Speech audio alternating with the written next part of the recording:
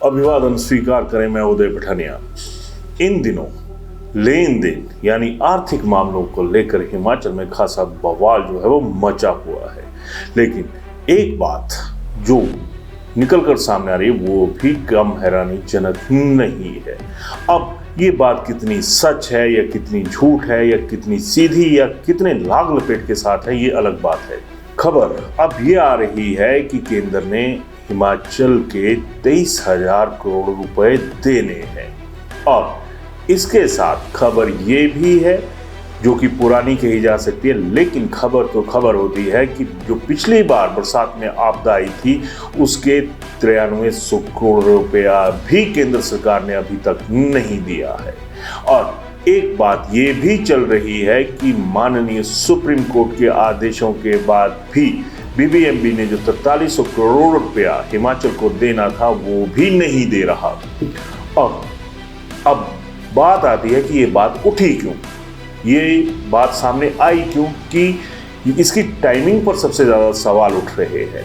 पड़ोसी राज्यों में चुनाव है और अब ये बवाल उठ खड़ा हुआ है कि प्रधानमंत्री नरेंद्र मोदी हिमाचल की खस्ता हालत को लेकर, हालात को लेकर कांग्रेस के उन दावों की धज्जियां उड़ाने शुरू हो चुके हैं जो कांग्रेस ने हिमाचल में सत्ता हासिल करने के लिए किए थे।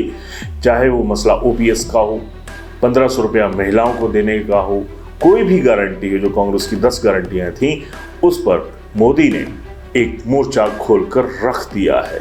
और अब प्रदेश सरकार के खाते से मुख्यमंत्री सुखविंदर सिंह सुक्खू ये पलटवार कर रहे हैं कि जो हिमाचल भाजपा के नेता हैं वो प्रधानमंत्री नरेंद्र मोदी को गुमराह कर रहे हैं। चलिए, गुमराह की बात कुछ और है, लेकिन असल राह क्या है, अब सवाल ये उठता है।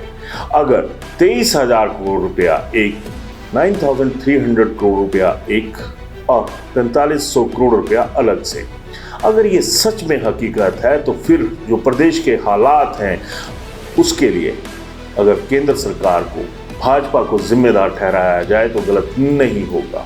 क्योंकि हिमाचल सरकार का ये लगातार आरोप रहता है कि जो केंद्र से मदद, वित्तीय मदद हासिल होनी होती है उसकी राह में कांटे बिछाने के लिए हिमाचल भाजपा के नेता जो हैं वो हमेशा आगे रहते हैं, जबकि ज़रूरत हिमाचल भाजपा का साथ देने की होती है। खैर, मामले बहुत सारे हैं, सवाल भी बहुत सारे हैं, लेकिन इसी बीच एक और जो कहानी है वो भी आज निकलकर अखबारों के जरिए सामने आई है। बताया जा रहा है कि जब पिछले कुछ माह पहले भाजपा ने विधायकों को अपने पाले में लिया था और उसकी वजह से उपचुनाव भी हुए और एक तरह से प्रदेश पिछड़ा भी, उसमें वो आरोप अब सच साबित होते हुए नजर आने शुरू हो चुके हैं, जिसमें मुख्यमंत्री सुखविंदर सिंह सुक्खू ने ये कहा था कि विधायकों की खरीदो फरोख्त हुई है, अटैची केस, ब्रीफ केस, कई तरह के जो दावे थे उस दौरान मुख्यमंत्री ने किए थे।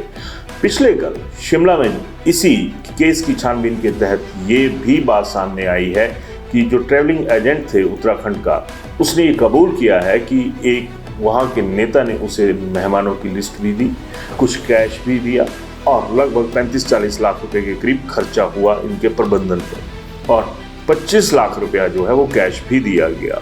तो क्या ये माना जाए कि भाजपा सियासत के लिए सियासत कर रही है या फिर सत्ता में आने की जो तड़प है वो हावी हो रही है? और इस तड़प के बीच में जो प्रदेश तड़प रहा है, प्रदेश के कर्मचारी तड़प रहे हैं, प्रदेश में जो बेरोजगार तड़प रहे हैं, उसके लिए अगर मौजूदा सरकार जिम्मेदार है तो उसके लिए कहीं ना कहीं ऐसा माहौल बनाने के लिए बीजेपी भी जिम्मेदार है, जिसकी वजह से ये माहौल बना। अब कोई नहीं पूछता कि ये जो उपचुनाव हुए उसके पीछे की वजह क्या थी, उस पर कोई सवाल नहीं उठाता। बस सियासत चल रही है प्रदेश में। और ये कहना भी गलत नहीं होगा कि अगर हजारों करोड़ रुपया केंद्र ने हिमाचल का देना है तो इसके बाबत सरकार भी एक श्वेत पत्र लेके आए और भाजपा भी जो उसके दामन पर दाग लगे हैं उसको धोने के लिए जो हकीकत है उसको सामने रखे। लेकिन नहीं, ऐसा नहीं हो रहा है। हाँ, इन्हीं खबरों के बीच में एक और जो तथ्य है वो बिल्कुल उभर कर सामने आ चुका है और वो होता है आइडेंटिफिकेशन क्राइसिस का, या आइडेंटिफिकेशन की जो एक तरह से ज़रूरत होती है उसकी। मुख्यमंत्री रह चुके प्रेम कुमार धूमल, उसके बाद जयराम ठाकुर, अब सुखविंदर सिंह ठाकुर। तो अगर इन तीनों की बात करें तो प्रोफेसर प्रेम कुमार धूमल की जो पहले कार्यकाल में इमेज थी वो एक मजबूर मुख्यमंत्री की थी, लेकिन जब वो दूसरे कार्यकाल में आए तो उनकी पहचान एक मजबूत कार्यक्षमता के लिए काबिल सीएम के तौर पर हुई। उसके बाद जब पीढ़ी परिवर्तन हुआ तो जयराम ठाकुर के लिए भी ऐसा ही आइडेंटिफिकेशन क्राइसिस का दौर रहा था। ये कहा गया लास्ट साल तक, यानी 5वें साल तक ये कहा गया कि तत्कालीन मुख्यमंत्री जयराम ठाकुर अपनी पहचान बनाने में एक तरह से नाकामयाब साबित हुए। लेकिन अगर सुखविंदर सिंह सुक्खू की बात की जाए तो ये कहना गलत नहीं होगा कि इस व्यक्ति ने अपनी पहचान बना ही ली है, चाहे वो नकारात्मक वजह हो चाहे सकारात्मक वजह हो। और कांग्रेस में सबसे बड़ी बात तो यह है कि सुखविंदर सिंह सुक्खू उस पद पर बैठे जिस पद पर 6 मर्तबा खुद स्वर्गीय वीरभद्र सिंह बैठे थे, और वीरभद्र सिंह के साथ सुक्खू का हमेशा 36 का आंकड़ा रहा था।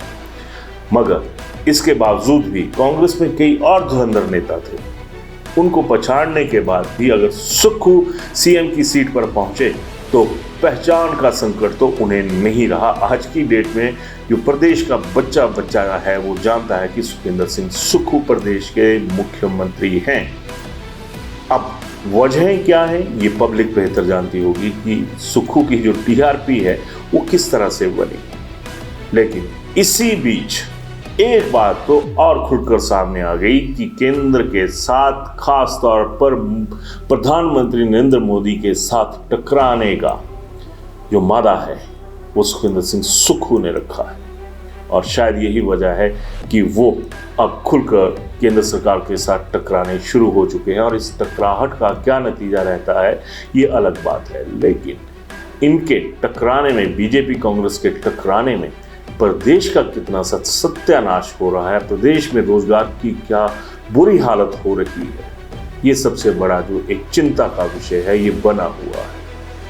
इस मुद्दे पर अपनी राय जरूर दीजिएगा। धन्यवाद।